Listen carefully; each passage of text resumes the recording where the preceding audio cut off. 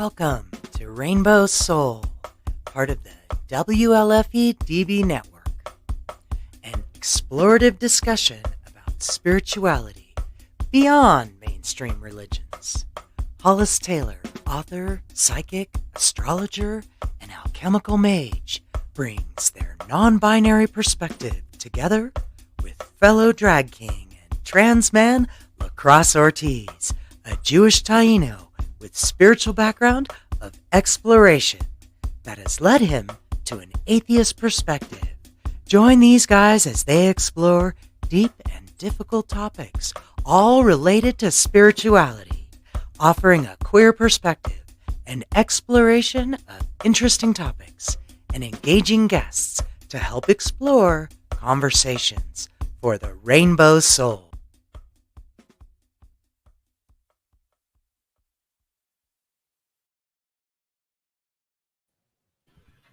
Welcome. Hey, hello everybody. Hey everyone. We are here at Rainbow Soul and we're so happy you're tuning in and we're so glad you joined us today. We're going to have a fun show. We are going to go deep and explore special topics. Just in case you haven't tuned in before, I'm Hollis Taylor. I'm also known as Izzy He. That's my drag king name. And I am an author, a witch, I'm into alchemy, and I'm also an astrologer and a psycho. Not quite that's that me. way. I'm the psycho. No, I'm a psychic. I do a lot of psychic readings and things like that. And so I'll do a tarot reading towards the end of our show today. And you can check me out at divineandrogyne.com. And I'm totally non-binary, natural trans man. And I love talking about spirituality. I think it's a deep topic and it's very important to all of us, every single one of us, regardless of your identity or anything like that. So, and this is my co-host, LeKross. Hi, I'm LeKross. I am a Jewish native atheist. Yes, all in one thing. It doesn't mean that being atheist is that I'm not spiritual. I just don't believe that there should be a divine to be the qualification of being a person who's spiritual. I've done dream interpretation since I was 5, a long time ago. And I just feel everyday walk is my spirituality. I just try to incorporate something every day into my life. So yeah, that sums me up. Fantastic. And I just want to review that my background. I was born and raised Catholic, Christian. I think my mom changed paths of Christianity somewhere around 7 or 8 years old. And then later on as an adult, I went totally opposite of that and explored in my teenage years Satanism and things like that. And by the time I became an adult and could make my own choices, I started to choose paganism or witchcraft. And I found that the path really led me down some really special places. I started doing tarot readings and studying astrology. I definitely had a witchy mommy. And she totally guided me in astrology and some other things as well. And I just began to study over the years. And I'm 45 years old now. So I've spent most of my life since I was, about 17, exploring the pagan path and just in every regard. And the interesting thing about paganism is that a lot of people also, we very much identify or relate to the indigenous perspective because of the elements and the directions and the belief that maybe there might be more than one God, or that there's different reflections of God in that way. Right. So maybe, LeKross, you can tell us a little bit about your background. Well, I grew up actually Pentecostal, which is the very big, large jump from Judaism and to the native way. when I grew up being it just didn't sit right with me. It just felt off, and I ended up jumping. I ended up with Mennonites. I ended up in the Amish, hanging around the Amish community. I ended up in so many different walks within the religion, trying to find a community that fit. Then as I got older, I started thinking, I was always drawn to Judaism, whether it was the mysticism or just the stories. I had always been drawn to Judaism. And I, did a little research and found out that there was a good possibility I was Jewish. So I kept doing my research, and finally I brought it to a family member, and they're like, you're crazy. You're crazy. We're not Jews. And I'm like, we're Jews. Sure enough, that family member ended up going to Puerto Rico and speaking to one of the elders, one of the oldest family members that were alive at the time, and told them, look, Lee thinks we're Jews. And they're like, well, how does Lee know? I'm the only one alive that knew. And that was that confirmation. So I ended up studying really hardcore in Judaism. And from then on, I guess I studied so much that I started realizing that God was relevant for my walk. But I still love Judaism. I love the traditions. If I could do Shabbat every now and again, I'll do Shabbat. I'll do a high holy day, but it's more the traditions that I like preserving because they're so beautiful. And then the same thing with the native. Doing my DNA and finding out that I was 15% Native American from the Caribbean, and then studying that under some great elders, which they were just amazing and taught me so much, and connecting to that part of myself. And the beauty is that that's how I ended up just incorporating that into my everyday life. And once again, without the great divine. So it's interesting. Yeah, we definitely have an interesting mix between the two of us. I want to tell you that that there's a lot of people saying hello in the room. Dominic and Camden. Hey, I just want to say hello, and Bright Hawk, Genevieve and Kevin. Yeah. Bright Hawk is noticing that you've been through so many different things. Because it's a journey. It's amazing. Well, I think spirituality is a journey. I think that's what it's meant to be. Yeah. And let's see, Bright Hawk here has a question. Fascinating when we go from what attracts us versus learning, and then maybe learning too much, having to learn what to keep and what to leave. Yes. And that's definitely happened to me. It sounds like it happened to you too. Oh, yeah. Yeah. It was, I think that's the whole thing is when I was able to remove, in my case, the divine, I could actually appreciate more of the traditions instead of feeling an obligation to them, or feeling like, oh, you have, like with religions, it's you have to do it this way or that way, or you backslide, or you're not a part of the community anymore. And when you can actually remove all that out and just do the traditions because you love them, then it makes them even more beautiful. Yes, definitely.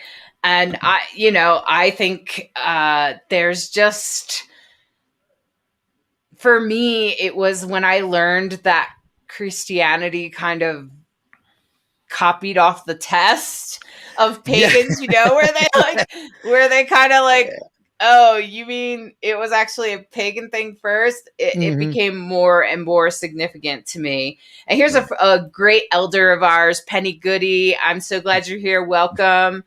I was actually thinking of asking Penny to come on the show. So maybe would be considered, in my opinion, she would be considered a very wise elder in our community. Nice.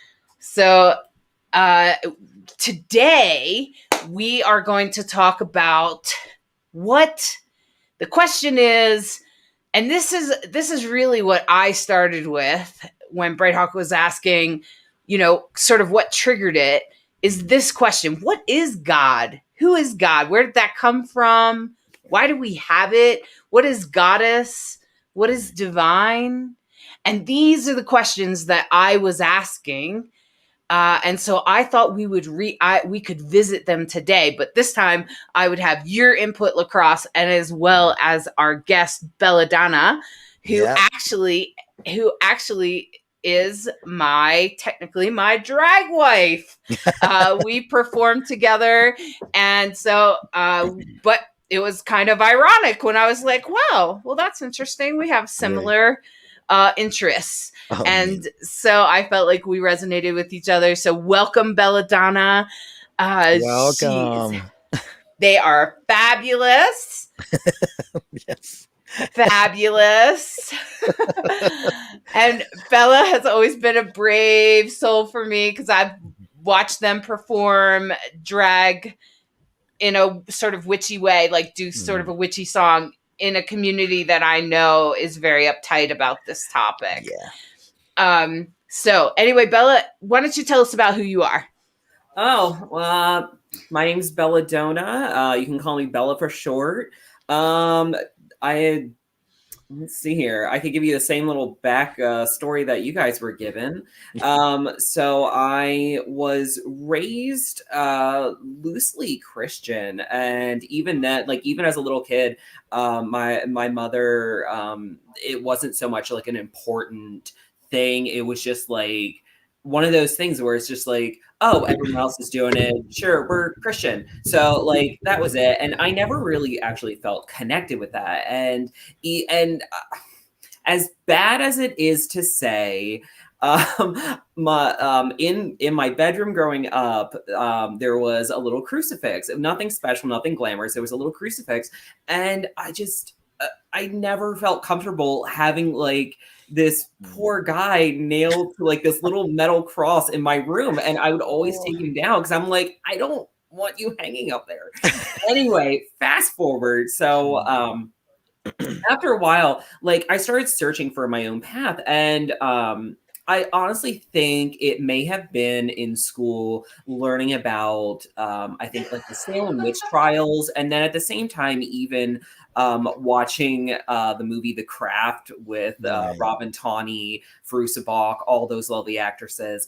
And it was that, and like the combination of the two, I was just so much like in all of this, like here are powerful women who were persecuted for just being powerful, and that I think that really drove me to research it further. And so from that point up until even more fast forward is I just delved more into it, and I looked into witchcraft, I looked into paganism, I looked into older stuff, and it just resonated with me. It just resonated with me so much. And so my own sorry for my cat, first off. This little booger is now just 5 times in my lap. But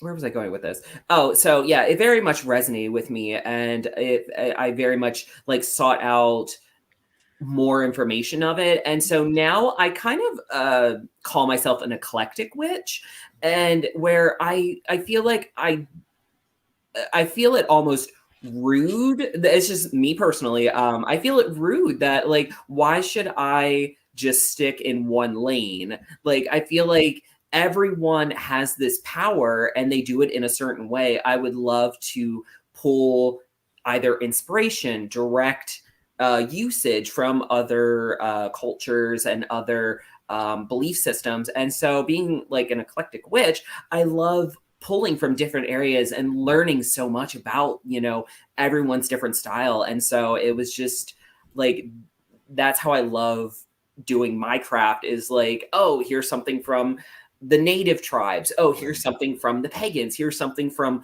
like old Greece, like anything. And so that's how I've kind of just been living. So Perfect. Exactly. Well, that's fabulous. Fabulous. Oops. You're muted. So, yep. Oh, okay. So the first thing that I think that we're just going to focus on is dive right into this fascinating topic, is one of the hardest questions I think is to answer, is what is God or goddess or divine, whatever you want to call it, doesn't matter. For me, as in the Wiccan path, you learn that there's a god and a goddess. And in the Wiccan path that I did, which is actually with the DC Radical Fairies, they did start there, but then they started shifting over to male, female, both and neither. So God, goddess, both and neither. And I was like, wow, that's interesting. And they started more focusing on divine reflections of the divine that would be considered androgynous or gender bending in some way. And for me, that was when I really started to really be able to explore the question. I was in Wicca 101 class, so it was appropriate as well. It was being stimulated in my journal and being asked by the people running the Radical Fairies who were running the course.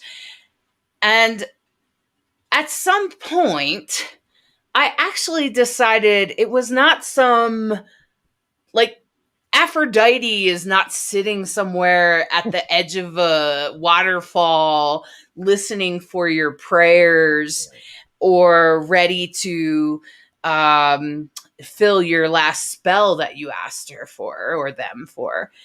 And instead, that the divine was that regardless of whether it was a god or a goddess, both, neither, or some sort of divine energy, that in actuality, first of all, we have a collective consciousness. So I came to the conclusion that as humans, we have a collective consciousness, that our brains are actually smarter than we ever give credit for. Our minds and our souls are all connected. And when we put ourselves out there as in the collective consciousness, we connect with the entire world. And the collective consciousness is actually what we would consider the divine or divinity, in my opinion. And that gods and goddesses, especially in the pagan tradition, in Wicca and things like that, we see the divine, I think many witches see it this way, as reflections of certain masks that humans wear. So Aphrodite is a reflection of a gender bending divine entity. And as a divine entity, Aphrodite presents in a certain way. Now, the more I dove into gods and goddesses, the stories and stuff didn't really speak to me as so much, but I knew that other people, they did. And I respect that. But when people would say to me, do you believe in God? Because that's their thing. Right. Most of the time they're Christian or something. I would say, well, which one? And Mercury is another one that I was really interested in because they're gender bender. So I started learning about them, but honestly, I just see them as different reflections of different roles we play as humans. Even Mars, because I'm very into astrology. So the Mars, the god of war, I literally believe that there is a reflection of Mars, and we reflect it as a planet, but Mars is also, the god of war. He reflects the god of war. And in astrology, when Mars is doing things, you can bet, in fact, Mars was particularly opposed and aligned when BLM started happening last year. So Mars was making certain movements. And so to me, the divine is kind of more in the stars and the planets and nature. And that's what I started to realize. The more I studied astrology and the more I studied in my Wicca 101 class, was that I was actually more connected to the natural elements, like earth, air, fire, water, and the stars, like I just mentioned, because they had more of a connection to me and I felt connected to them. Now, recently, when I was traveling, I traveled around, and in case you didn't know, there's these Sekhmet temples in the West. There's people that buy these huge statues. Now, I'm about barely 5 foot. Okay, you guys, I'm very short. And there's these statues that are taller than me. Wow. And they have them in a big temple. There's one in Las Vegas out in the desert. And I've encountered several others in various places in the West, like Oregon and in Vegas. And after some time of being around people that really were into the ancient Egyptian reflections of Sekhmet and stuff, I found out that also, they had reflections of androgynous beings, and I was fascinated with it. And I have enjoyed the temple, but it seems to me that the power of that temple, of the Sekhmet temple, is not because of Sekhmet, but because of all the people that are into it in the West. There's such a large pagan population of people that are into it that it kind of feeds its power. And that's also why I don't give a whole lot of power to Jesus, because I think he has plenty of it. I think he already has plenty of it. Yeah. Most of the world gives him power without even knowing, without being conscious about it. Right. So I was, so that's kind of where I'm at in this time. And most of the time, my divinity is connected to nature. And so I kind of worship Mother Nature, if you wanted to say I worshiped something. Right. So LeKross or Bella, whoever wants to go ahead. Tell me, how would you define what is God? What is God? Well, I'll tell you what I was taught. I know in Judaism, God is the great, supreme being. But even in Judaism, it acknowledges that they aren't the only ones that exist, because they themselves had said that there were other gods. So in Judaism, they believe that there are more than just that one. Now, this is the God that they follow, but, he has 72 names, it's feminine, it's masculine, it's there is no gender to it. But also then I like the native, because in the native perspective, I believe, like you're saying, we call them avatars. The representation of Atabe, the earth mother, the representation of Yokahu, the father son. They're just avatars, and they're representations of things that we need. So if you treat the earth mother well, the earth mother will take care of you and give you sustenance. If you don't treat her well, she doesn't give you anything. It's up there with the reap what you sow.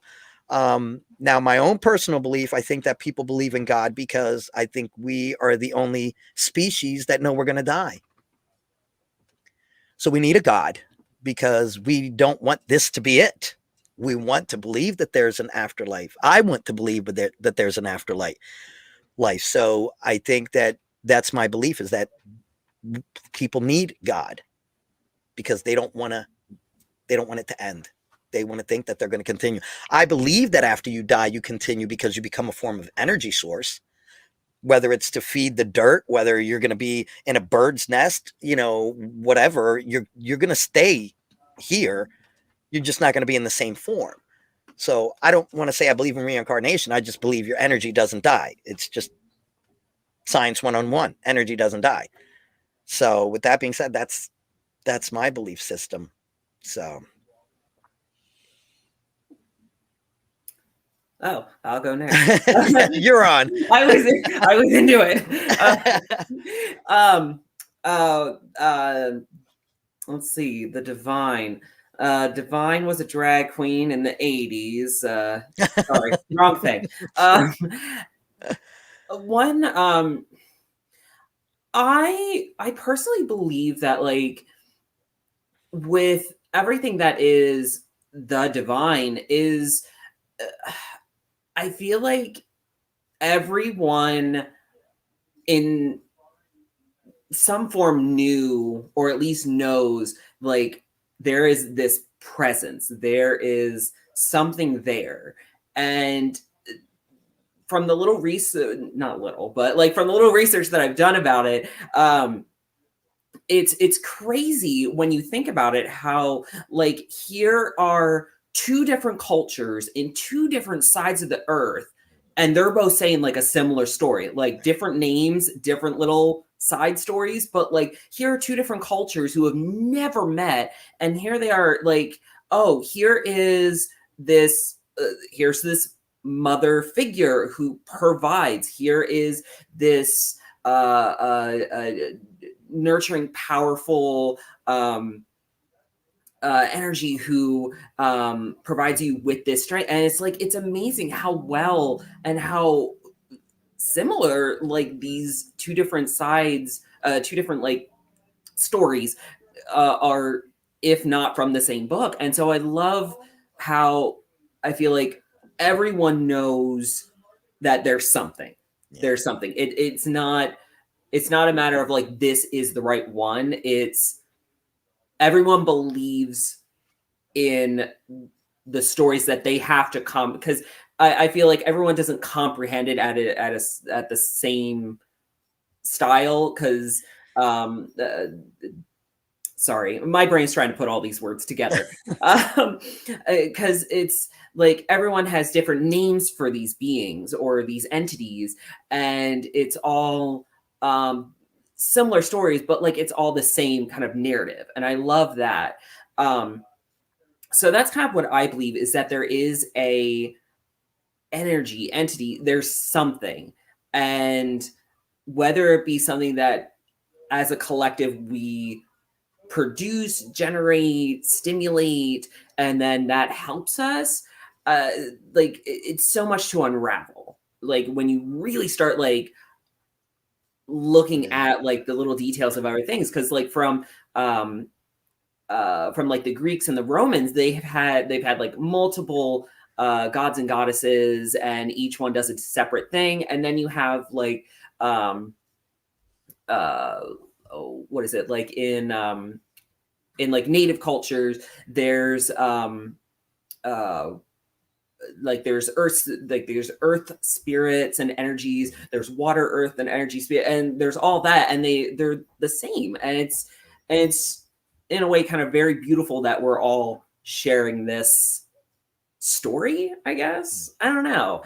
And LeKross, like what you said about how energy never dies, it's true. Like the energy doesn't die, and whether that energy gets repurposed and like put back in another form, whether it be the energy given to a bird to lay an egg and that egg then develops new life, or whether it be like something tragic and that energy from that tragic event produces an imprint on the world and then thus causing ghosts and stuff. But another story.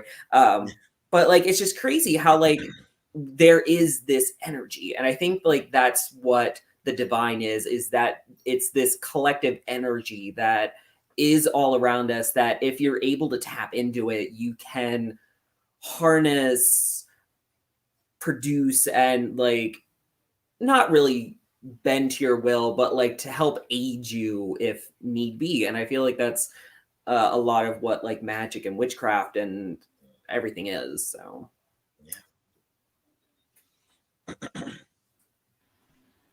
Well, yes, I agree with both of you. I think I really do. And there's part of me that has gone down the atheist path. But then I kind of came back to agnostic. And then I went back to being what I would describe as a witch, where I just believe in energies and the divine as an overall energy. So I agree with both of you. And I thought this question was really good because I think this kind of ties right into what we're saying, is that I think all of us have had a background that God was a man.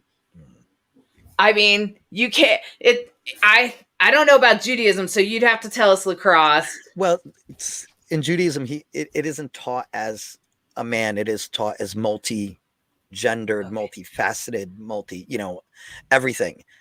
In Christianity, when I was growing up Pentecostal, it was just God was a man. That was it. You don't question, you don't ask. And it wasn't until like when I started delving within myself where I realized, no, God isn't just a man. That's literally putting a divine in a box, and if it was the creator, then why would it create a woman? What is the whole purpose of reproduction? What is the whole purpose of all that? And then, like I said, in Judaism was my confirmation. Like I said, it had 72 names. You can't put a gender on, if it's nurturing and the Shekhinah is nurturing and loving and feminine, but then the Elohim is harsh. Well, the father figure, it can be all. And I think it's more with the indigenous mindset where, everything is there's so much duality and multi, it's just not one thing. So yeah, I question it like in Christianity early. I very much questioned it very early in my small little Christian upbringing, because like everyone like hears like the age old story of like, and God created earth and blah blah blah, and like as a child, like I was very much like science ahead of most things, and I always approach things with a very rational or scientific approach. And one of the first things that like with the stories of like the repetitive of like God is a man and he created the earth in so many days, and in my head I'm like, women give birth. Yeah. I don't know how a man with no lady parts made the earth. And so I questioned it right there, and I was like, I don't like the fun little saying, I don't think God is a man, God's a woman. That was like me growing up. I was always just like, God's a woman. There's no way a man did this, like to nurture and bring life, and not saying that a man can't, but like to produce life and to bring it forward. I'm just like, I'm fairly certain there's more to this story than just a man picking up some clay and saying life. There you are. Tooth. Hey. Yeah, I remember, in my teenage years wondering why the nuns couldn't, like, they were seen as lesser than, because I went to a Catholic church. My mom took us to Catholic, service on Sunday. We were usually about 10, 15 minutes late, and we usually left about 10 or 15 minutes early. Apparently, according to her, we just had to have Holy Communion.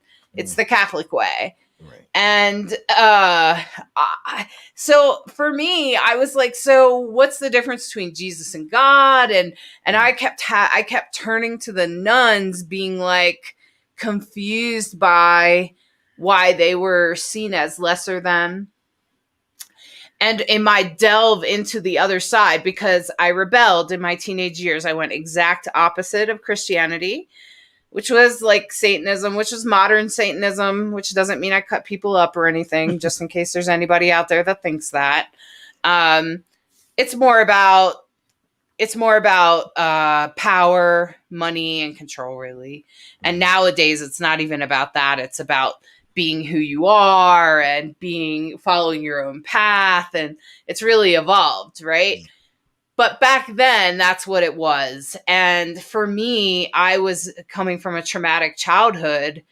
And I just, in my opinion, it was hard for me to believe that the men that were abusing me and my mother and I just kept witnessing it over and over again. And then priests almost hitting on me in the second grade made it like, I just can't imagine why it's a man. Like, because it seemed to me that the men were the ones doing the abuse and stuff like that. And I was young and I didn't understand until much later, when I did get exposed to Wicca, and I was like, oh, the goddess. And they were all about goddess. And I did the whole goddess thing and dived deep into the feminist Wicca side. And then when I got with the radical fairies, that's when I really started to question gender in the divine. And the more that we talked about it and the more I explored with those beautiful people, just in case you don't know what the radical fairies are, they're a very large organization. I'm pretty sure they're worldwide, and they're essentially queer or gay pagans. And they call themselves radical fairies because literally they're radical, and they especially were when they first started. And maybe someday I have a radical fairy on to help us understand it even deeper. But that's what you can know. And if you go to one of their events, Bella would have a blast because she could probably try on 20 different dresses and tutus and beautiful wigs, and it's they see gender bending as a reflection of the divine. So when I was exposed to alchemy, which came after that, I was so surprised. Now, a rebis, this is a rebis, okay, Rebis, and it's considered a reflection of the divine in alchemy. And it's considered the perfect balance between male and female. And in fact, in alchemy, that's your goal to a lot of extent, to balance the opposites. That the union of opposites, there's actually a song like that amongst many people that go to alchemical fire circles called The Union of Opposites. And I'm not sure, but it might be by Abigail McBride. But anyway, so the union of opposites, the idea when you read about it and study it is that if you balance the opposites, that you actually create gold, which in alchemy is the sort of the goal. And I was actually reminded right before I entered drag, actually, I was doing a lot of prayer in my backyard. And my godson said to me, by the way, even as a teacher, you're taught by the ones you teach. And I was like, well, I'm just struggling with my gender identity. I just don't know where I'm at. And he was like, and I said that I didn't want to be part of any spiritual communities. And he was like, are you sure about that? Because I'm pretty sure the alchemists, they love that. Don't they kind of make it like it's like really important, like part of the divine or a reflection of something special? Right. And he was absolutely right. I just needed to be reminded because I was having a crisis of faith. And as a result, I said, maybe I need to go back to the alchemical fire circles, but at a different place this time. And so I did. And I found that out of all the pagan communities, because there's a lot of them, that most of the alchemical based fire circles, which is the alchemical community within the pagan community, are 100%, 150% accepting of my path as a non-binary person. And that's why I wrote the book Divine Androgyne. That's pretty much what it's about. So that was my path. And, so that's how I, reflecting of gender in the divine, was kind of, and now I've kind of concluded that there is that the divine can take any face of gender. God, goddess, both and neither. So now there's some other comments in here. Right. I agree that Yve, I think your name is. And if I'm saying it wrong, maybe you can put how I pronounce it in the chat. How can we exclude the feminine? And so it just looks like they're agreeing with us. Right. And I totally agree with you that it's impossible to disclude them. So here's another comment. I think Oh yeah, I agree with that. I mean, if we're all created in the image of the divine, it's of course it's going to be both or more. You know, like it's not just. I wish it wasn't just so black and white. And you say it's male and yeah, female. exactly. I don't like the whole male and female thing. I like feminine, masculine, and some people are both. You know, and some people are just a mixture, and you know, and that's why I like the whole two spirit ideology, because the whole thing is we carry, I think everybody carries both feminine and masculine within them. There has to be a balance. You know, I was so anti-feminine, and then it took for me to become a man for me to appreciate the femininity within me, because I was so, you know, forced in my head this toxic masculinity growing up, that women were lesser or women were, you know, but you can't walk a spiritual walk and look at one gender or one masculinity and femininity like one is less than the other. You cannot find balance. You can't find peace without it. You have to have two, you know, or three or four, whatever it is that you need, because you need these things in your life to make a spiritual journey, you know. So, and that's why, like I said, I love the whole two spirit concept, because they were the sacred people. They were the medicine people. They were the ones who took care of everything within the community. Nothing was done without them. Yeah, you had your chiefs, but the chief, you know, the I guess you put it like the chief was the head, and the bejiques or the medicine people were the neck. The head didn't move without the neck. So that's how important the two spirits and the people who have all these genders within them are to the community, because they can be the mediators in between the people who lean more towards one than the other.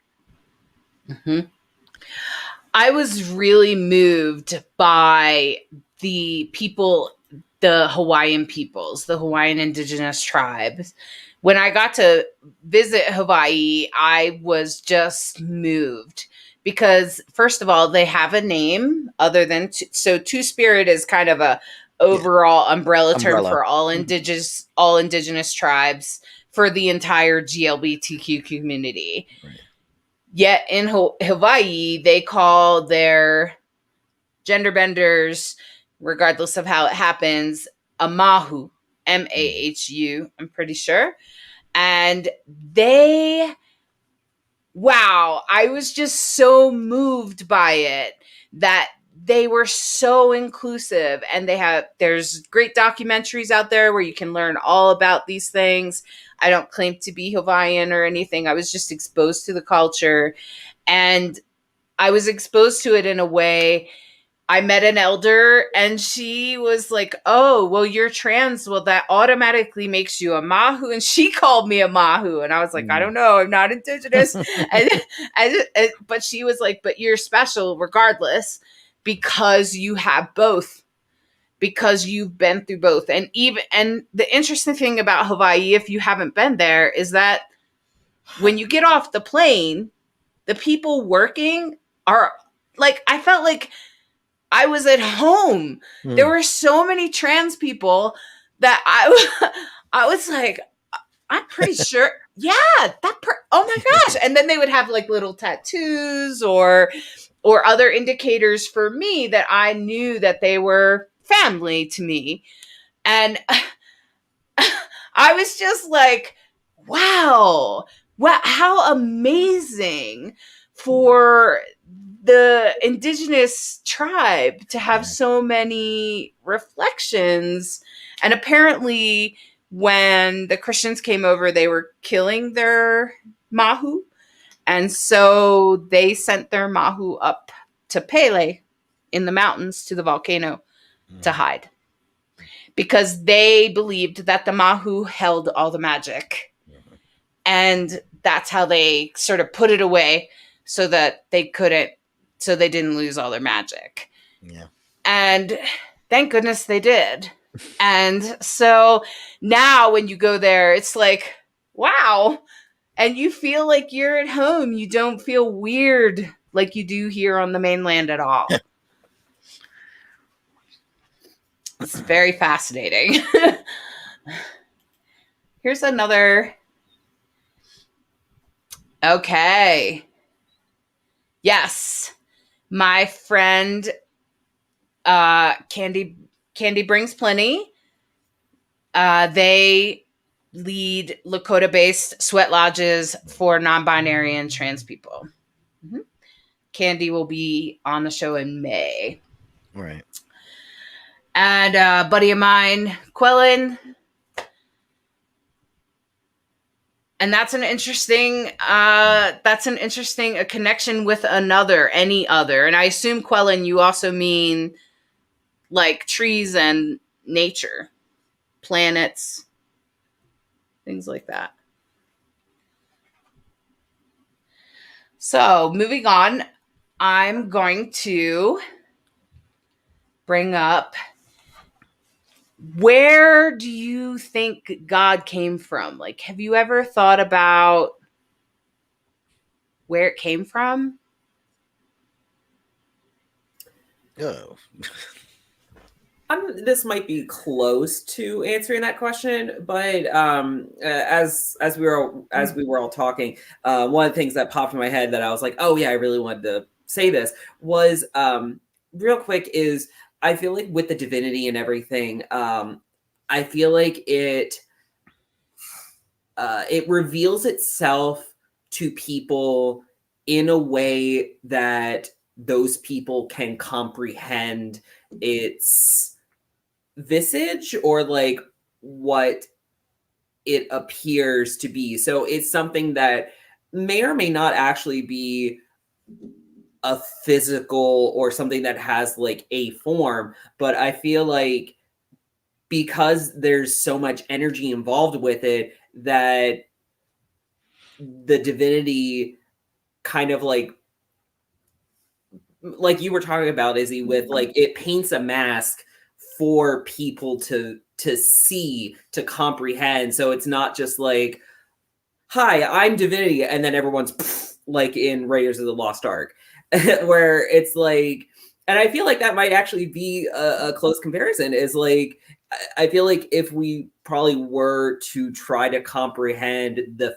physical of like, this is divinity, it probably would melt our heads. Who knows? So I feel like divinity kind of takes care of us, and where it's like, okay, I don't think you're ready to see me, so let me show you something that you could probably comprehend a little more. And so it's probably like, that's where the Greeks get like Zeus, Aphrodite, Athena, and all those masks of one big entity, and with other cultures. So that probably is where kind of then it started, is then the people who wrote, like the monks and everything who wrote the Bible in the beginning, they probably did some kind of meditation or kind of spiritual seeking, and the divinity projected this mask for them of like, hey, this is who I am. But I feel like because of the time and how their culture was and everything, they wrote the Bible in a way where it seemed more masculine. And then, but at the same time, I know that the Bible's not actually, this is what it is. The Bible definitely is very much these are guidelines for how you should live your life peacefully, better, and not just like, this is what it is. So I think that's what the monks and everything were trying to do. They were trying to show like, hey, this is what divinity is trying to tell us how to live. But then people took it too literal. And I feel like that's where it got a little watered and muddled, because then it's like, oh, God's a man. So I feel like that's maybe where it kind of came from. So just me. I'm going to say my opinion is that people, and this could, I don't want this to sound like I'm being an asshole. Okay. I'm trying to be as considerate as I can. I think people were primitive and they couldn't explain things. And in their minds, since they couldn't explain things, like a lightning bolt, Zeus, there is a god in the sky, because they couldn't understand, and they didn't know how to comprehend when the seasons came or when things happened. An earthquake, oh, here's another god. And but I think there's a twofold to that, because if it was primitive, you get good people, you got bad people. Some people will take that and then they create a god, and you know what, you do this, or God's going to come down and strike you right, whatever.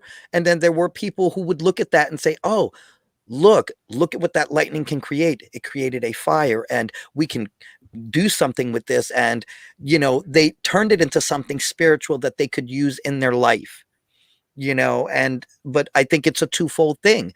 You have people who ended up taking it. Yeah. Okay. The Jews wrote the first part of the Bible, but then another group gets a hold of that Bible, and then they translate it, and then they say, oh, well, this is what it says. Well, no, that's not what it says. And then they end up becoming more like dictators instead of taking you on a spiritual journey and telling you how to live your life. Like Belladonna said, they're guidelines. They're supposed to help you be a better person, not make you worse and judgmental and self-righteous. That's what they were supposed to do, make you better. But women, we're all fickle people. And in the end, it turns out being what they feel that it has, what they want it to be. So I think it's a twofold. And then there are people who do get good out of it and do make it guidelines and do something good with it. So. Yeah, for sure. I mean, and not all Christians, believe it as literal. I've definitely explored that with Christian people. I really think that the divine, I kind of agree with both of you, especially I really do believe that we started sort of making up gods to explain things that happened, like, earthquakes or hurricanes or thunderstorms. Because even as a kid, I didn't really have a lot of supervision. So when the thunderclouds happened and made a lot of noise, I would make up stories about why that was happening. I would also made up stories of how a flower bloomed, or because I would really get fascinated with the center of the flower, which I used to imagine little fairies coming out of there. And so I feel like that was very possible, long ago, when humans were first figuring things out and when they got in touch with fire, for instance. And fire probably did feel like the divine to them. Mm-hmm. It kept them warm. It cooked their food. It had so many parts to it and it took a piece of wood, right, and turned it into ash. Yeah. And made it into something that eventually they learned fed the soil. And so, like, for me, I'm really sure that the divine came from people trying to make sense of the world because we didn't have any other answers. And at the same time, I also think that it was also this energy that we feel, like Bella was talking about. Like, it's like just an energy that we sense or feel. And there's a part of us like down here in our gut somewhere that tells us that there's more to the story than what we're seeing with our eyeballs. Yeah. And I think both of those things are true. I think we made up stories to help explain the thunderclouds and the rocks. And we also made up stories to, to feed that part of us that wondered, that curious, right? And I also think that as a reflection of the divine now, because now we have science that explains why the stars are in the sky, mostly. And I think somebody said it a little bit earlier. Hold on, I just want to find it. They were talking about, Eve, I don't know what your pronouns are or anything, so I'm going to just use they.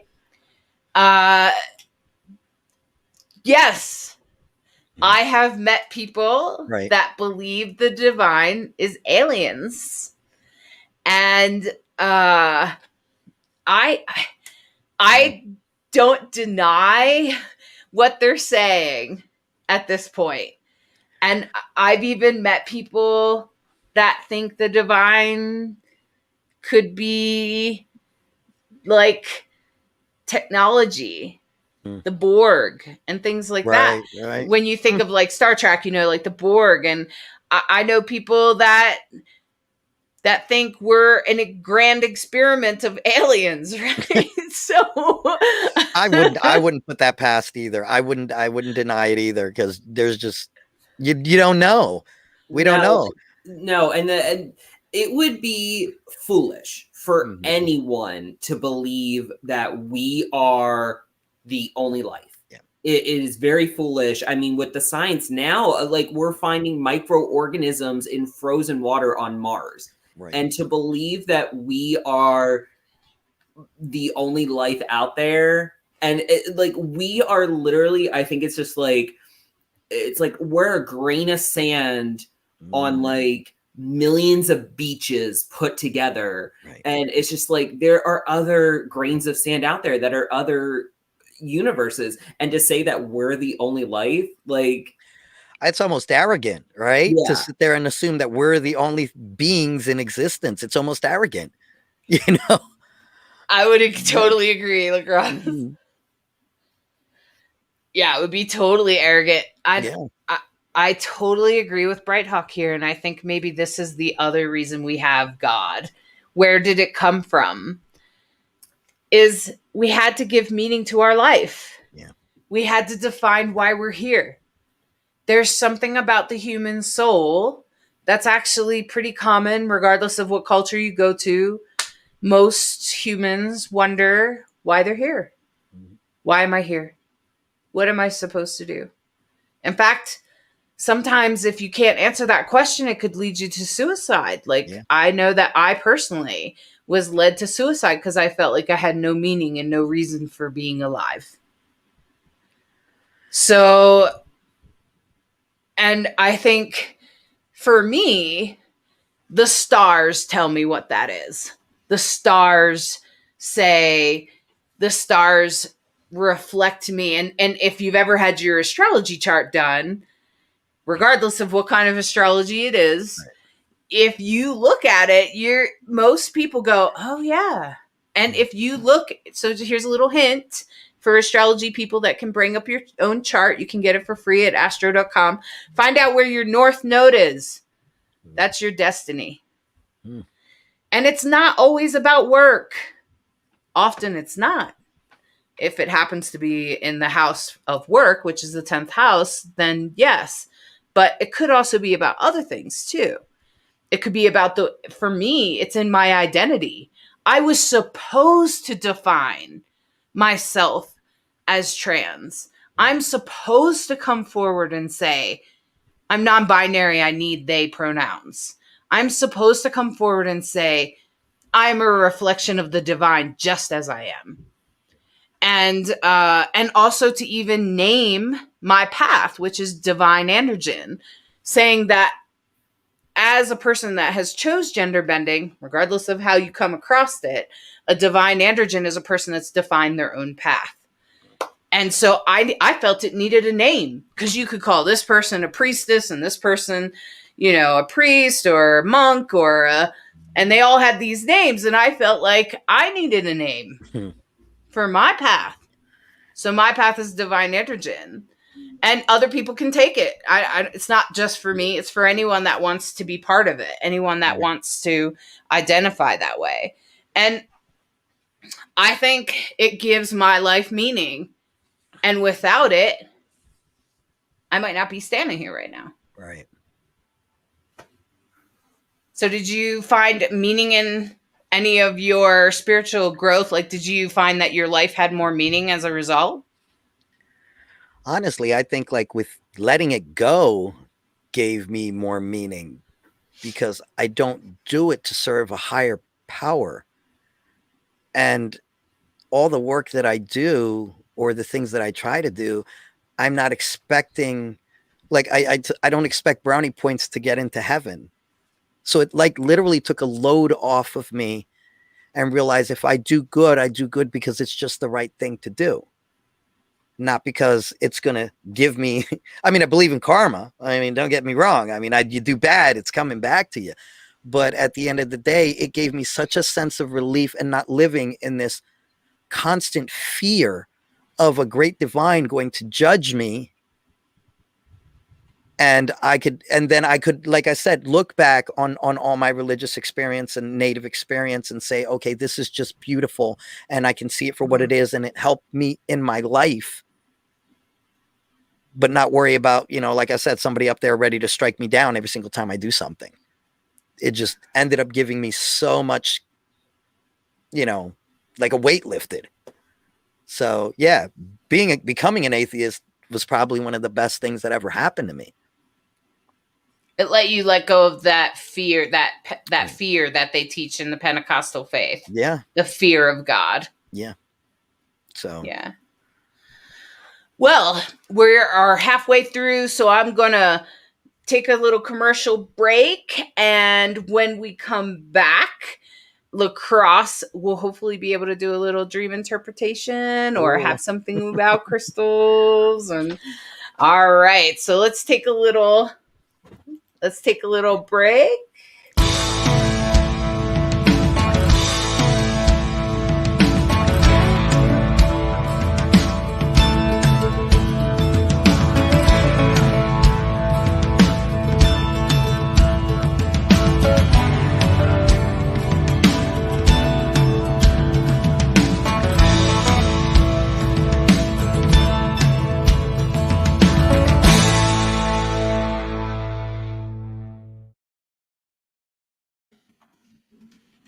All right, LeKross. All right. I'm bringing you my dream. I'm bringing you this totally crazy weird dream that I've had. And it's kind of, I don't remember all of it, but I do remember a few, something that happens a lot. I've actually had this dream in a variety of ways, but I keep dreaming the theme is that I'm approaching a snake, but I'm not afraid of it, okay? And yes, I'm a snake handler, and so I'm not typically afraid of snakes, but I don't usually pick up venomous snakes, okay? Like, that's not part of my life. But, in fact, I've never handled a venomous snake. But in my dreams, I totally do. Like, the last one I had is that we're in this room and there's all these people around. I don't know. I'm like at a party or something. And I'm pretty much the only person that I really see. Although there are people around, but I don't see them. And so, but I am aware that they're there. And I'm like, back up. I got this. I'm going to take care of this. Mm-hmm. And the snakes there's one particular venomous snake that is really massive. It's really big, which is unusual for venomous snakes. They're actually not usually that big. And it's up in the top of a closet. And I swear it's going to strike me. Okay. And I managed to try to find a bag. I can't find the bag. And then I'm like, I don't know. I'm going to have to go outside for some reason, out on like a deck. And the venom, another version, which I'm not sure it's the same snake because it was much bigger. It was even bigger. It was sort of cartoon, too big. And it's sitting on the steps and it's about to strike. It looks like it's about to strike me. But I'm not afraid. And I'm like, okay, here it comes. And I do manage to scare it away. Now, I don't ever kill the snakes in my dream.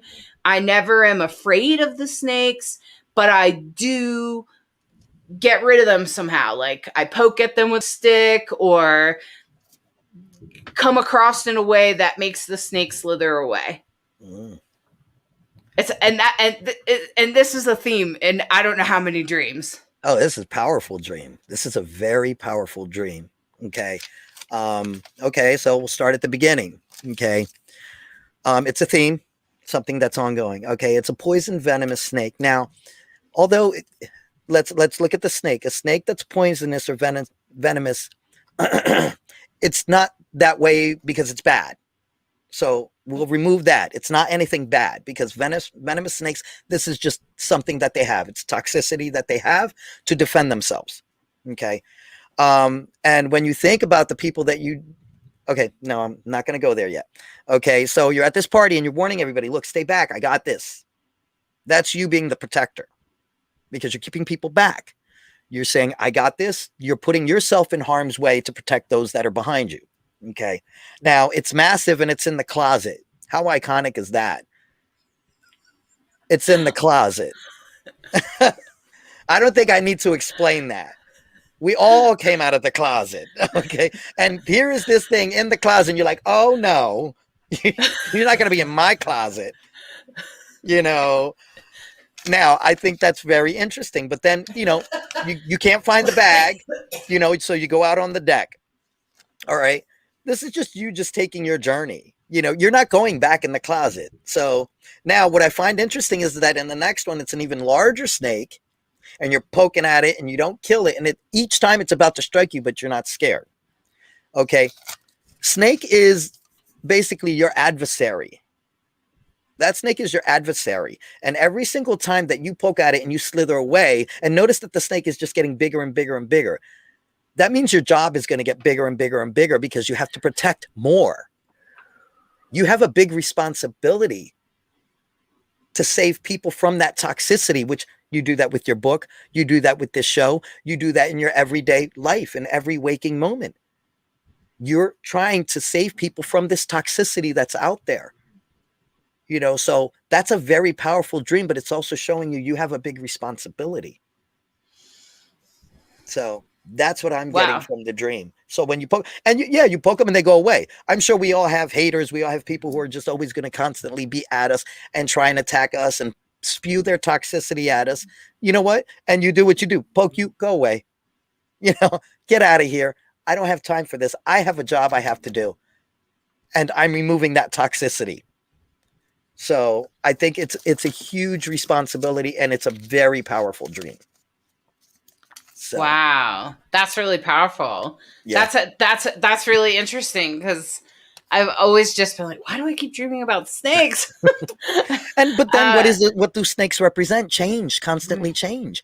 It's always shedding its skin, always shedding its skin. Well, in the alchemy, it's seen as a healer, right? Yeah. It's seen as a symbol of healing, right. Because it's always shedding its skin. And so for me, that's what it means. Right. It's a healer. And yeah, I am aware that, you know, I have some stuff to help people with and hopefully help them avoid the poison. Right. Hopefully, right? Yeah, like and, the belief. And that's all you can do at the end of the day. You know, you do your part. We all do our part of you know, doing the job that we're created to do. You know, and yeah, but that's definitely a powerful dream.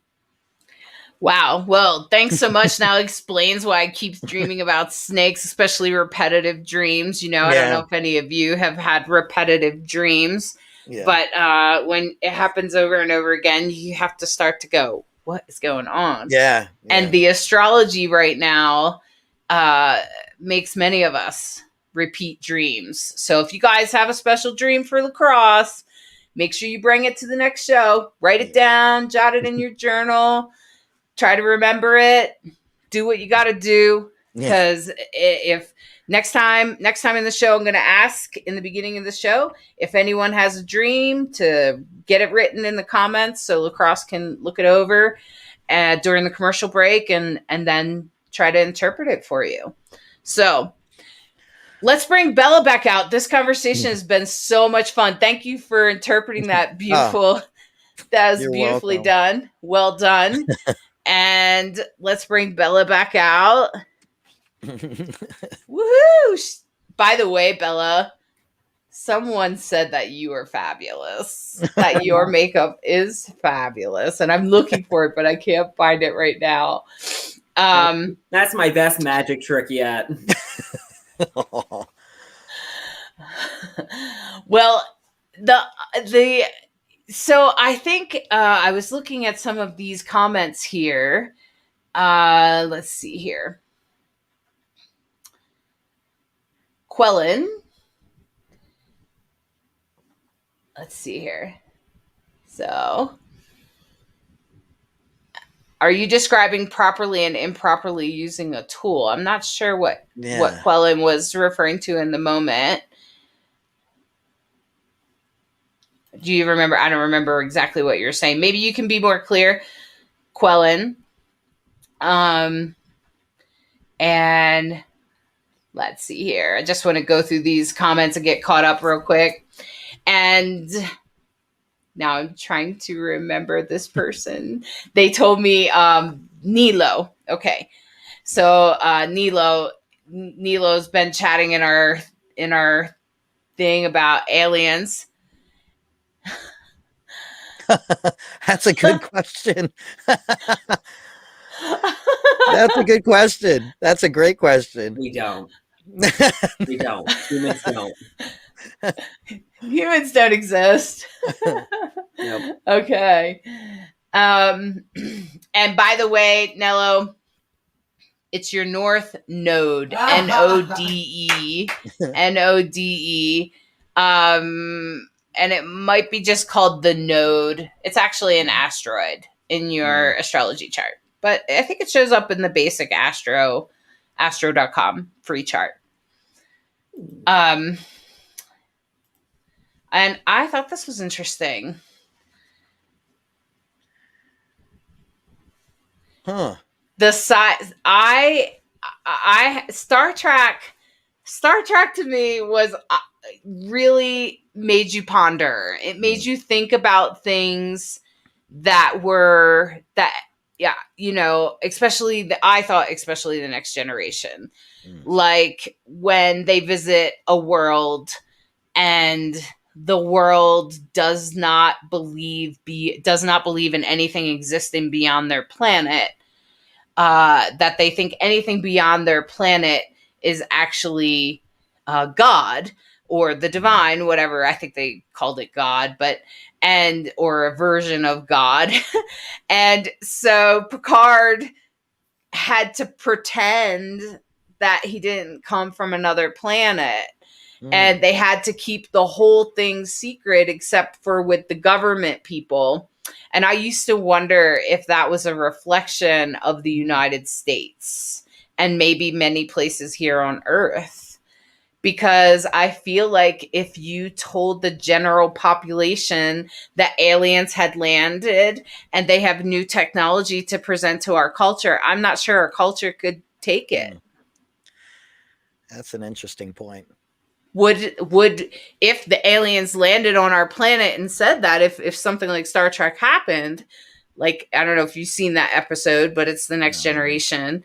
And if that did happen, most of our, I don't know about the United States, it might be a mixture, but some other countries, I'm not sure they could comprehend. Yeah. I don't feel like aliens would. I honestly don't think aliens would visit the United States, just because I feel like they would be slightly more advanced to where they would do their research on the US first and realize if we drop down, chances are they'll accept us and then backstab us and then kill us. And I read like a small little Twitter post or something, or somewhere, where it was, oh, aliens are real and they know that, something or something, but they're never going to visit because they know that we're terrible people and we'll probably kill them. And I'm like, that's probably true. I feel like they might visit a more open culture, but I feel like if they land in the US, there's no way. Like, in my honest opinion, there's no way that any alien life form is going to survive in the US without like death.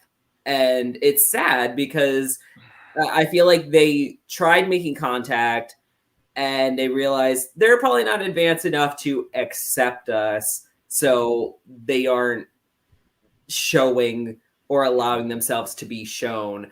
And so I feel like that's pretty much what's happening. So I think it'd be a reversed Mars attacks oh yeah. of Tim Burton. It'd just be reversed. Instead of them killing us, we'd be killing them. I don't know. I mean, did you? I'm pretty sure everyone knows about the hitchhiking robot that got killed in Philly, right? Oh, there was a university, I forget which, but this university created this robot, and its only sole objective was to hitchhike, and that's all they built it for, was to hitchhike. And it traveled a great distance. Like, it just traveled across the US, landed in Philadelphia, Pennsylvania, beaten, ripped apart. It was turned into scrap, and it was found like just laying on the side of the road. And someone's like, here's a, like on their phone, just here's a robot. What is this? And then the college was like, that's ours. Thanks, Billy. And it's like, well, if that's just a hitchhiking robot whose only objective was please take me, just drop me off wherever. Imagine like an intelligent life form saying, hi, we're visiting, and is able to communicate. Gone. We can't even accept each other, and we're going to accept another life force. Like, no. That's probably true. Although at the same time, I was looking at the night sky one night, and there was these green lights like this across the sky. And I was like, what is that? And I'm up here in Colorado, up in the mountains, in the Rocky Mountains. And I was like, wow, what is that? It looks like an alien ship. You know, the lights are going across it and everything. So I was just curious, and I posted on my local neighbor, you know, my neighbor Facebook group. Did anybody else see green lights in the sky? It's kind of hard to miss. And they started responding with, yes, we've seen it. It's Elon Musk. He's sending up a ship. Yeah, he's doing. And I was like, what? And I, you know, because at first I thought it really would be aliens or something. And at this point in our culture, if the aliens are watching us or whatever, I would imagine they would visit Elon Musk. If I was an alien, I would be like, oh, don't go to the government, go to that guy.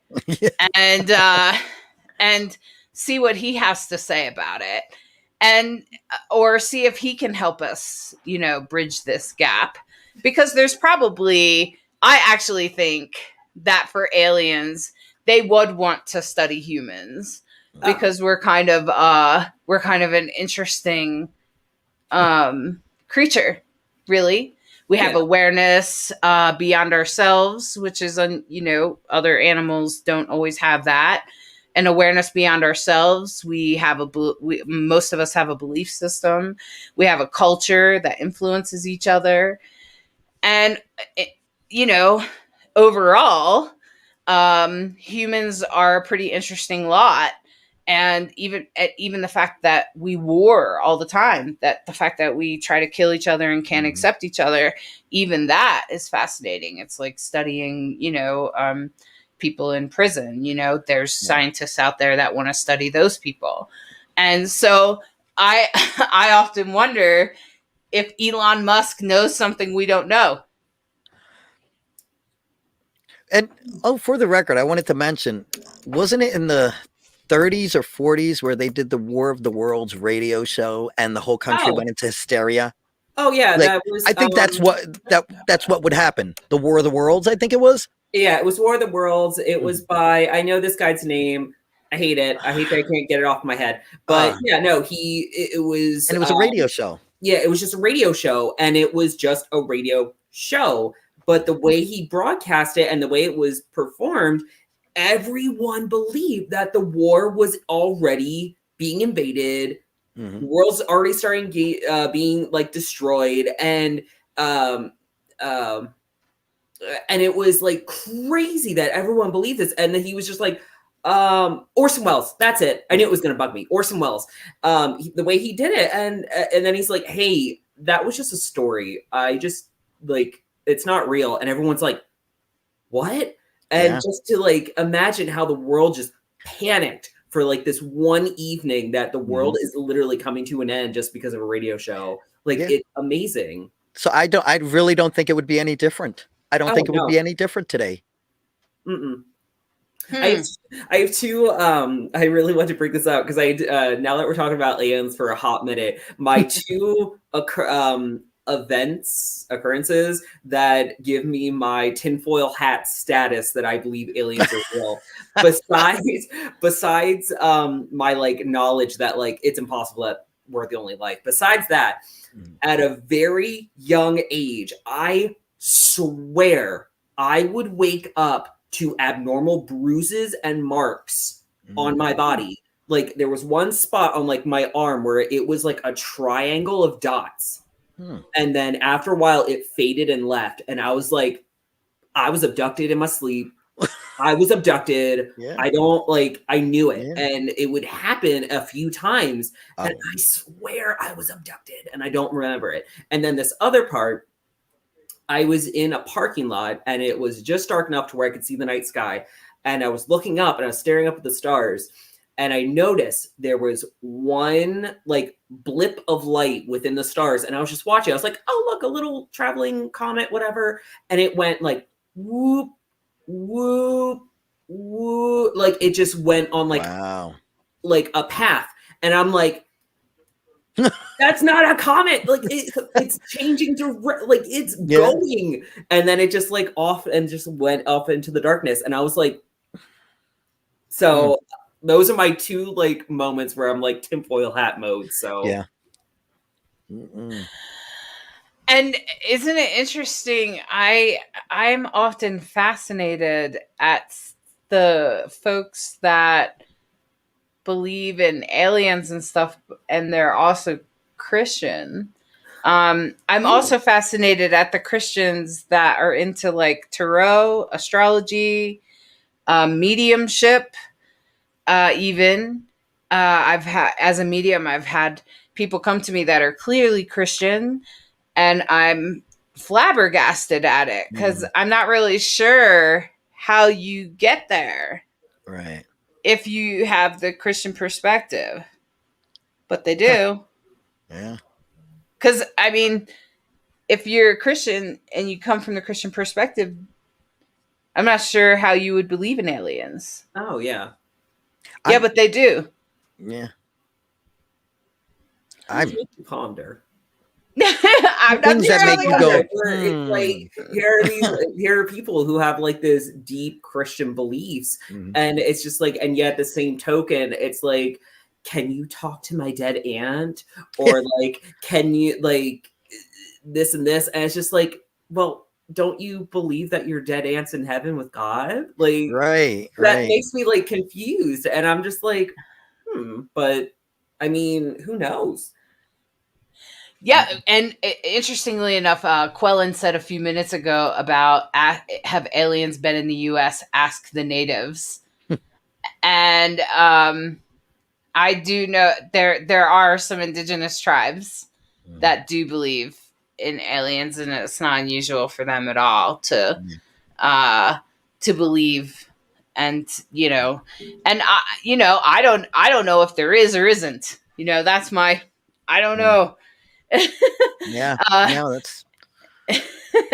And I don't know how do Taino people usually talk about aliens at all, LeKross? Not any that I recall. Like I've never had conversation with any of fellow people concerning that.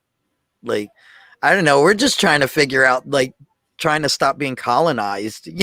That's the alien we were scared of. Okay, that was it. That's the alien we encountered. So we're just trying to get through the colonization and getting out that colonized mentality. But no. Well, I think it's unfortunate that many indigenous tribes many indigenous tribes have really suffered in their cultures and themselves have been appropriated and taken away from them by the Christian faith, by the colonizers that came here, and not just here, but in a lot of places in the world, places like Ireland. The Celts were taken out, essentially told that their religion was not valid, and so that's an interesting thing, an interesting topic to go on, especially around God and divine, that I've noticed when I learn more and more about history, that I totally agree, Nilo, that Christianity almost came through and tried to erase other religions, but take what they liked. Yeah. Which is cultural appropriation at its best there. And unfortunately, there's been a lot of war and death in the name of God. Yeah. Yeah. Why do we feel compelled to kill each other over a belief? Yeah. And so part of me wonders if we really need God. And that's the part where I question God, the need of God, because I feel that we've spent a lot of time killing each other over the answer of who is God. Mm-hmm. It's I think a lot of it has to do with like this self-righteous mentality. These people, you arrive when you die, and some of these people think they arrived and they haven't died yet. This is the way it is. There is a God, and this is my God, and you will accept my God. If not, okay, if you're so worried about somebody's soul going to hell and fire and brimstone and shit, at the end of the day, I mean, let's be real. They're not choosing to do this. Like with the natives, they weren't choosing to convert because they believed. They were trying to survive and live because they were being killed by the millions, So, okay, so out of like when Columbus came, out of 6 to 7 million natives, within 5 years, there was only 500,000 left in the Caribbean.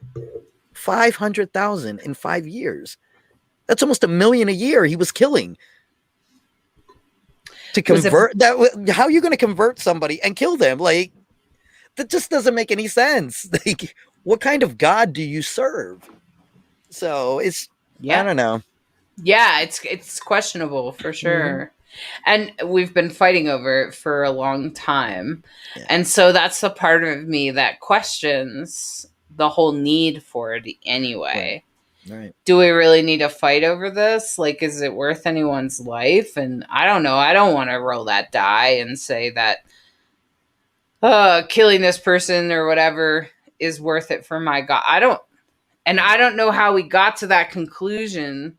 How I guess I'm sure there are other religions other than Christianity that's done it. Oh yeah. I'm sure. And I'm pretty sure I know that Buddhism has had its own troubles. And of course, the Africans that were brought over here as slaves, they also lost their religion. And I don't know if you've ever read When Things Fall Apart by Chinua Achebe. And it's it's a really great story. You should definitely check it out. It's fantastic. And it's about the African tribes and this Christian ministry that comes over and essentially erases or tries to erase their religion, their spiritual, their way of doing things, because they disagreed with some things. Now, I'm not saying all the things that they did in the tribe were the greatest, okay? Like if they had twins, they believed they had to leave one in the wild. If their child was deformed or unusual in any way, they would abandon it in the forest. But then there were a lot of other really great things that they lost as a result of this minister who said, if you don't believe in Jesus Christ, then you're going to hell. And they, and of course the perspective has a couple of different perspectives of some people that really vibrated or resonated with this message of Christianity.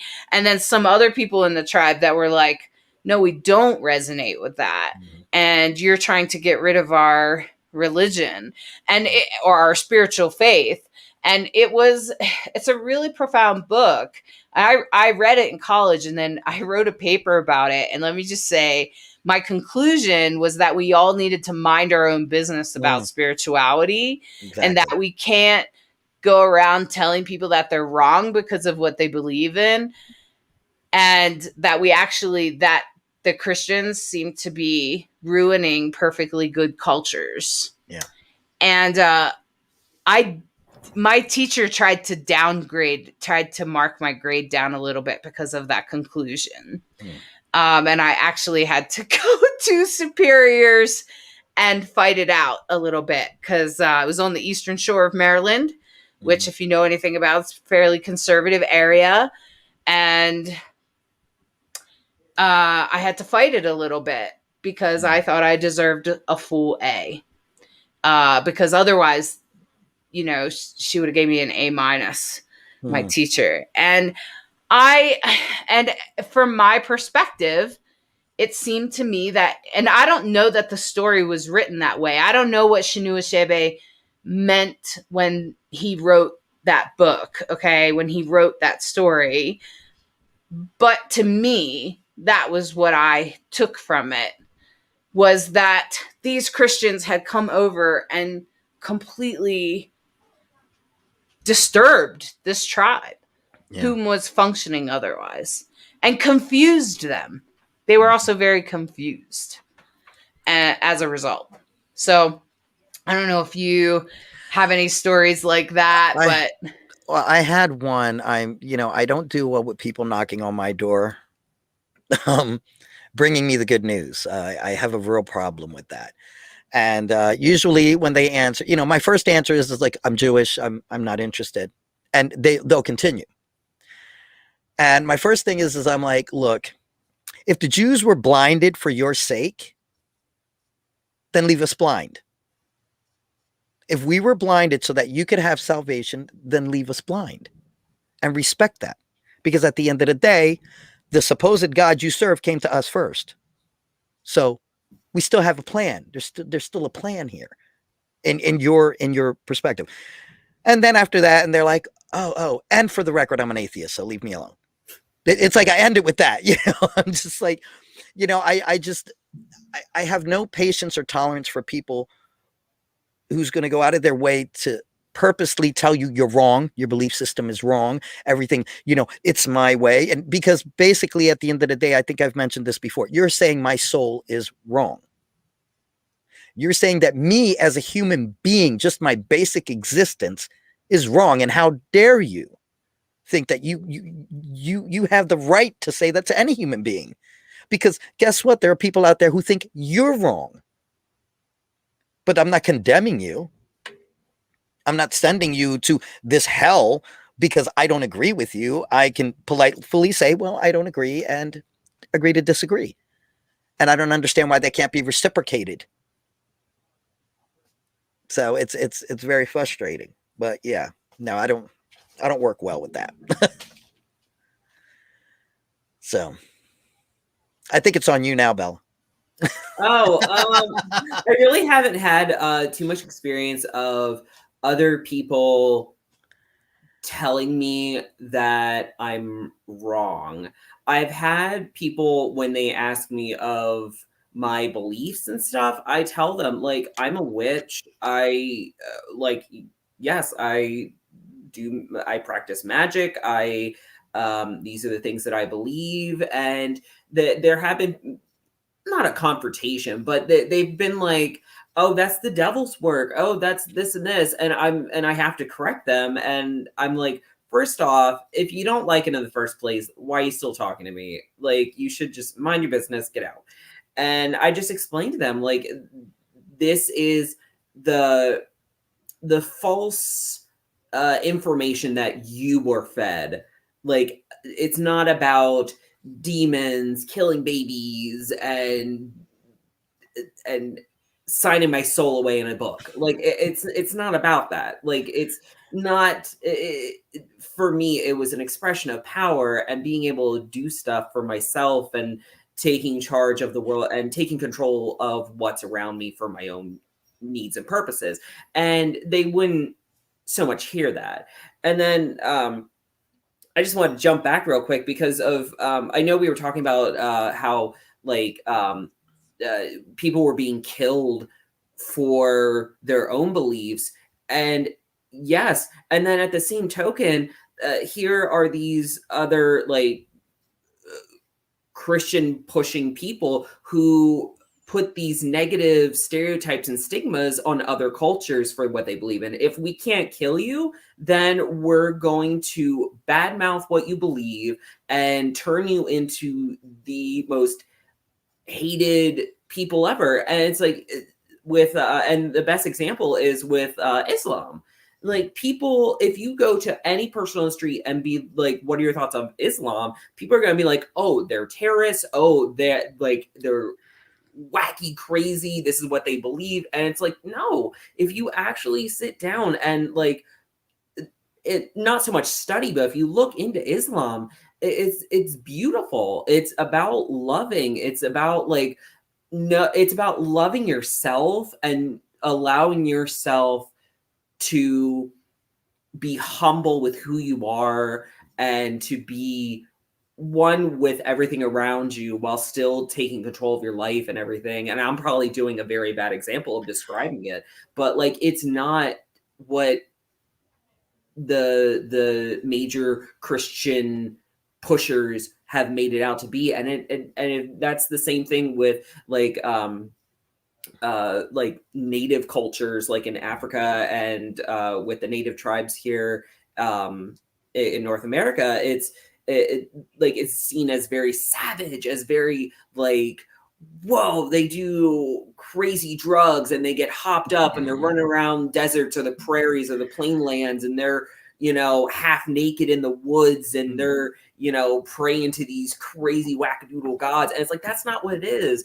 And the same thing with when we didn't need to be, but when we went over to Japan and we got introduced to the Japanese culture, it's like it was very structured, very knowledgeable, very educated. And we, again, part of my friend bastardized it and was like, here are these uncultured, unlike us and our Christian ways, and here they are praying to Buddha and all these gods, and oh god, and they kill themselves. And it's just like, that's you're perpetuating like these false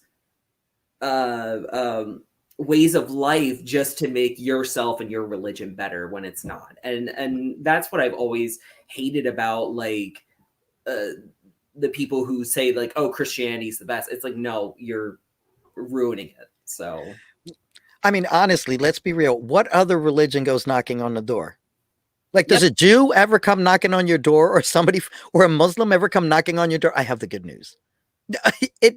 Does a Buddhist come? Does a witch come to your door? I mean, come on. It's like, it goes to what the arrogance of these people to just assume that they found that, you know, they have the good news. You know, you don't know how many times I was called, yeah, Jesus killer. All right, whatever.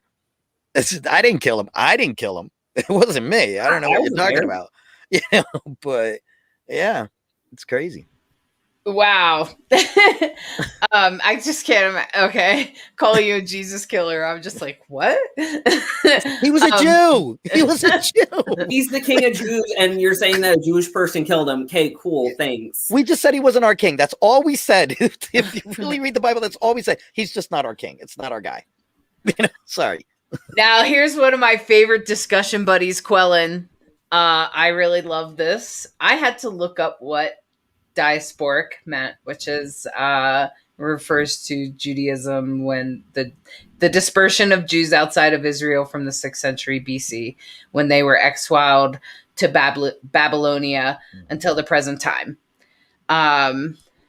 So I was just wondering what it meant. And, Quellen's interesting. And I found that comment to be very profound, that they reduce the human life by using the soul, by using the idea of the soul, I guess, is really what we're saying there, is that the proselytizing.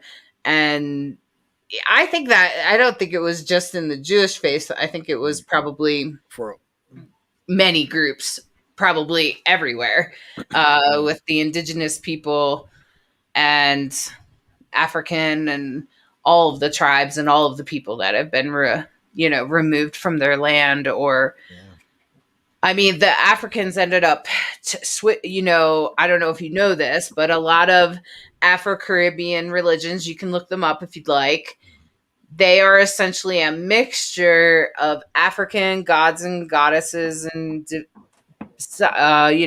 reflections of divinity mixed with the Christian Catholicism. faith. Yeah. Yeah. And you're like, okay, all right. Well, I see what you guys did. They just kind of took their spirituality in a very smart way, frankly. I mean, they were slaves and they had to hide what they really believed. And so they did. They just, in other words, instead of changing it from like a goddess, changed it to Mary. Yes. Or Saint Peter. Here's this God, turn him to Saint Peter. And that's very wise, because that way they can still keep the beautiful traditions that they have. I was just in New Orleans, and I was on a tour, and they talked about that with the voodoo, and how that's how they managed to end up keeping a lot of their traditions, was hiding. So, I mean, look, I think everybody at some point in time ended up hiding within Christianity to preserve who they were, whether it was during the conquest to the natives, or it was the Jews, or it was, I mean, they were always, people hid. Yeah, I think it was, that is like my biggest applaud to the people and the cultures who were made slaves, who were disenfranchised and everything. That is my biggest applaud to them, is for being so smart and so clever to hide who they were, and will be, in the guise of, sure, yeah, we'll totally love Jesus and this and that, and hey, we love Mary and all that. And in actuality, it's just like, it's this secret language, the secret code that they had, where they kept everything alive, but just tweaked it slightly to where it's like, no, we're totally not doing the old ways, totally not. And like, that is just amazing to me, that these people are just like this crafty enough to like keep it going. And I just think that's one of my favorite things about like about the slaves, who were like, we are going to retain ourselves as much as we can. This is what we're going to retain. And the slave owners just were none the wiser. And I always loved reading the history on that, because I always thought that was so beautiful, that they were like, oh yeah, it's what you think it is. So. I know, you totally want to just be like, good job. Yeah.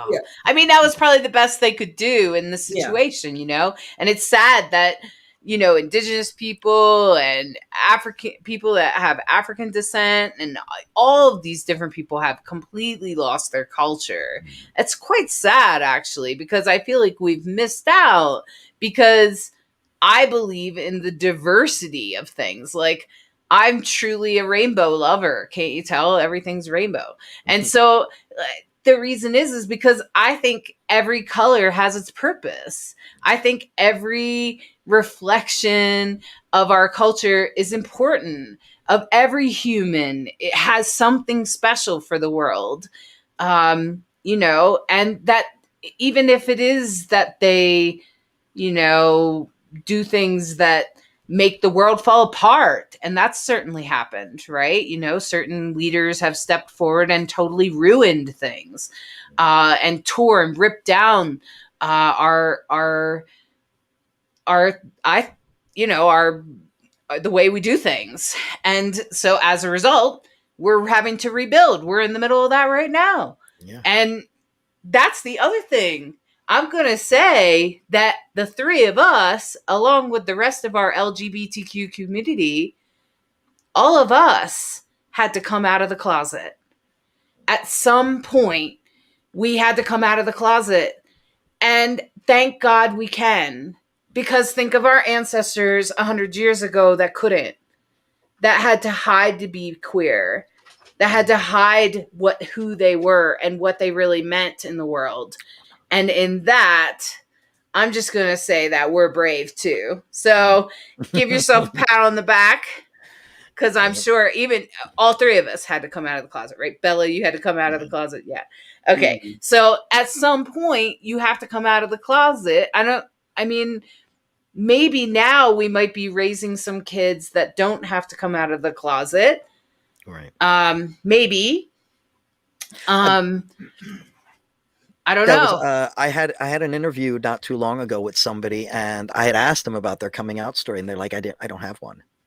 And I was like, really? I just always was this way. I just always was. I say, how beautiful will it be that when we can come to a day and age when we don't have a coming out story and people just accept people for who they are? That's going to be a beautiful day. And when you're talking about raising kids, it's like all my children, they don't have to come out. They're just straight up, I'm pansexual, or I'm bisexual, or I'm straight. And I'm like, this is just who we are. They don't have a coming out story. And what a beautiful time it'll be when we don't have to have those anymore. Because when you think about it, straight people don't come out and say, well, I had to talk to my mom and had to tell her I was straight. Like, it's unheard of. That's not the lifestyle I would have chosen for you. I know. Damn it. Get out of the house. No, but it's great that we have these coming out stories, but it'll be beautiful when we don't have to. And maybe that's right.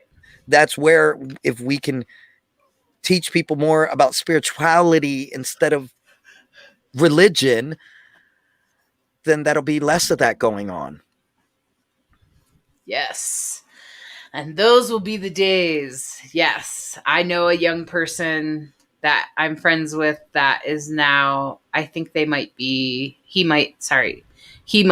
8, 7, 8, somewhere in there.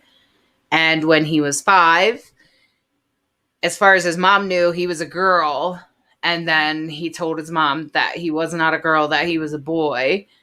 And so his mom just said, okay, and started dressing him differently and bought him different clothes. And now he's been pretty much raised that way. And not everybody knows. So, like if you meet him, you don't necessarily know that about him unless he tells you. Right. And he corrected me. He said, I'm not allowed to call him they. And I was like, oh, okay. Even though he understands why I call myself they, but he's clearly a he. And that's what he told me. And that will be true until he tells me otherwise. Right. And I just think that that's, just the fact that his mom was like, oh, okay. And his mom is not queer. His mom is cisgendered and straight. And she was just kind of like, okay, this is my kid and I love my kid and I want my kid to be who they are. Yep. And I think that's fabulous. Absolutely. Yeah. So I've been shuffling the cards. I have a tarot deck. Love is Love. It's a pride deck. It's based on, every card is done by a different LGBTQ artist. And I think that's pretty fabulous. It's based on the Rider-Waite, So if you're familiar with tarot cards, the Rider-Waite deck, you have tarot cards. They're always on hand with me. It's the Rider-Waite deck. Okay, which card do you have there? Wait, that one I just pulled off the top. It is the inverted 10 of Cups, I think. Sorry, Jack. Great. Which is the ten of cups is usually like marriage and relationships and togetherness. So as we get to our closing, I wanted to pull 3 cards for the entire group. That's not just for the 3 of us, but also for everyone that's in the chat, everyone that's watching this, even if you've watched it on replay later on at a different time, the divine knows that you'll do that. And I believe that the cards are a message from some sort of energy that we don't easily comprehend. And I believe that this is a way for the universe to tell us things that we may not know otherwise. And that's what tarot cards are, that they're a tool, at least for me. And so I'm going to pull 3 cards because the first one, so the first one is actually a really fabulous card. I'm going to show it in the screen here. And it's the 2 of Pentacles, which in this deck is really much about juggling things, which I felt like I was juggling things today. But also it's about, getting things together. And this fabulous person is doing it, is putting things together, is getting things together. And so in the past, we have been having to bring things together. And as a community, as a LGBTQ community, we have had to, okay, people, this means everybody, even transgender people, and even people of color, and asexual people, and intersex people. And that's kind of like where we're bringing everything together. All of the valuable, all that makes us all humans. We have tried to bring that together as an LGBTQ community. I believe that one of the biggest and most powerful things about our community is that we do honor everyone and we bring all together. And that's this page of the 2 of Pentacles. And this card right now is a representation of now. And it is the world. And I don't know if you can see this beautiful card. It's a really beautiful divine person there. And the world is exactly what you think it is. It's having the world at your fingertips. Look at us. We're allowed to be on the internet. We're allowed to broadcast our show. We're allowed to dress the way we want, wear rainbows and put makeup on or not, and cut our hair or do the things that we want to do. And we're reaching to the rest of the world and saying, you can be you. You can be who you are. You can be who you're supposed to be. Bring that forward. And that's the right now. That's what's happening right now. And I would agree that that's happening worldwide. That's probably happening in your personal life. Right now, destiny is calling you. So if you hear destiny, grab it because that's what's presenting itself. The world is presenting itself to you and asking you, hey, jump on your magic carpet ride, whatever that might look like for you. It looks different for all of us. Now, interestingly, this is in our future. It's a Chariot card. And Chariot usually represents travel and choices. So I'm very interested in this card and you can also see the interesting, I'm not even sure what gender those 2 sphinxes are at the bottom there. Do you see them? I'm not even sure. Right?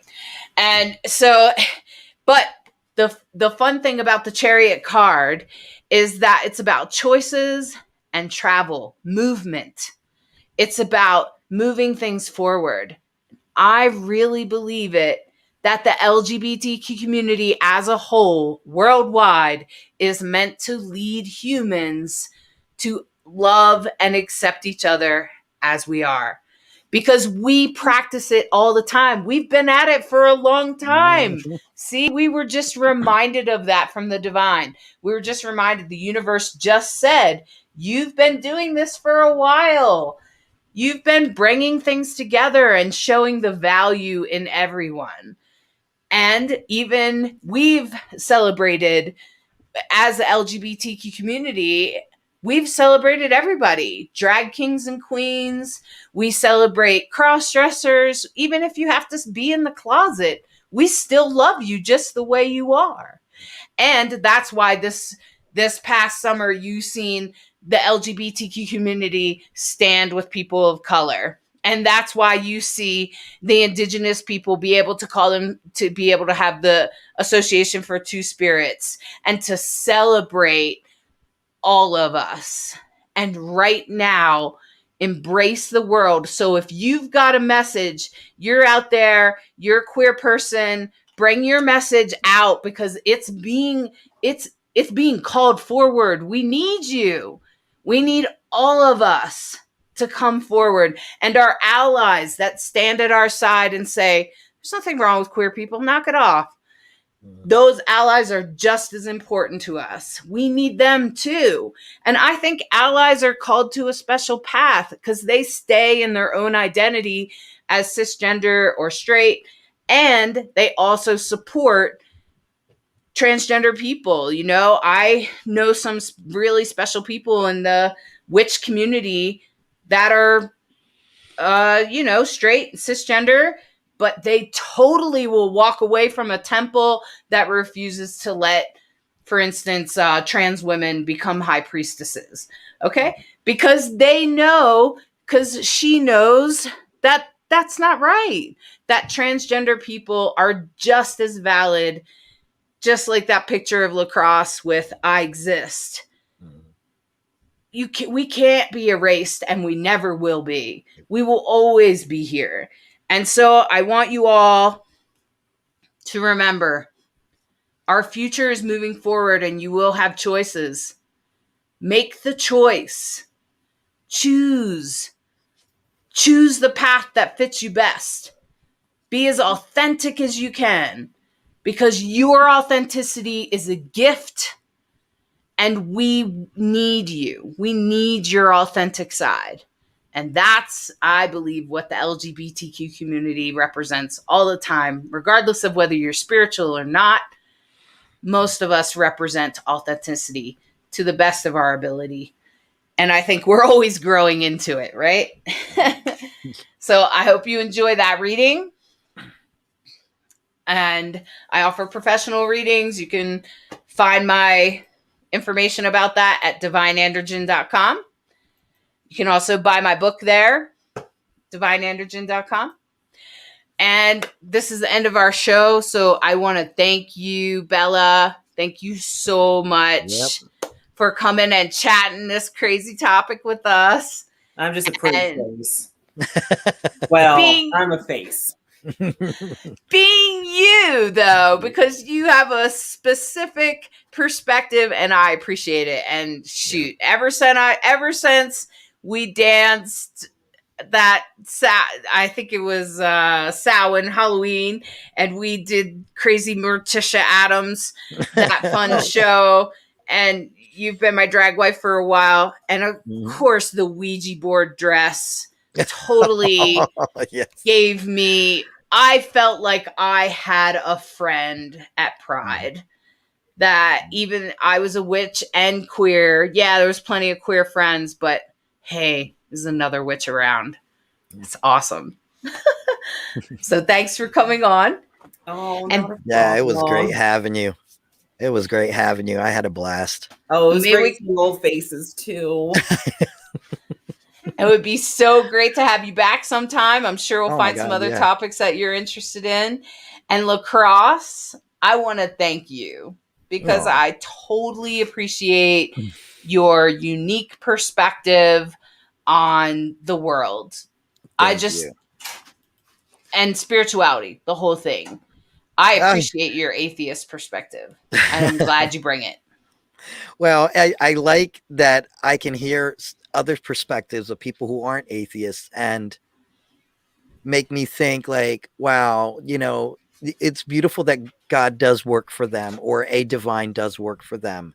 You know, it's just so, how do you say it? It fills my heart to know that other people can respect my views, and I can see their views that are just as beautiful, you know. And it's about spirituality, and you guys always bring, you Hollis always bring some spirituality, and you test me a lot. You test me a lot. I'm like, oh shit, I didn't think about that. Damn, you know. But I just want you to, I just appreciate you both so much, and All it's always right. such a pleasure. Well, thank you both. And thank you to all of our commenters and people watching, all of our viewers. I want to thank you for tuning in to Rainbow Soul. You can catch us next week on Sunday night. We will be talking about something else, no doubt, related to spirituality and probably be a little controversial. So tune in, bring your questions. I'll definitely announce it and post some information. So join our Facebook group too, you know, where you can even post ideas if you have them. And thank you for coming. Thanks for being part of our show. Thank you for watching Rainbow Soul, part of the WLFE DB Network, a queer perspective on spirituality beyond religion. We appreciate you sharing the show on your timeline. Follow us on social media of your choice and join our Facebook group, Rainbow Soul. We want to hear from you. Share your topic ideas for Hollis and LeKross.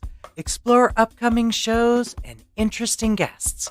The Rainbow Soul Facebook group, where we build community of questioning seekers. Rainbow Soul, where spirituality is our medicine.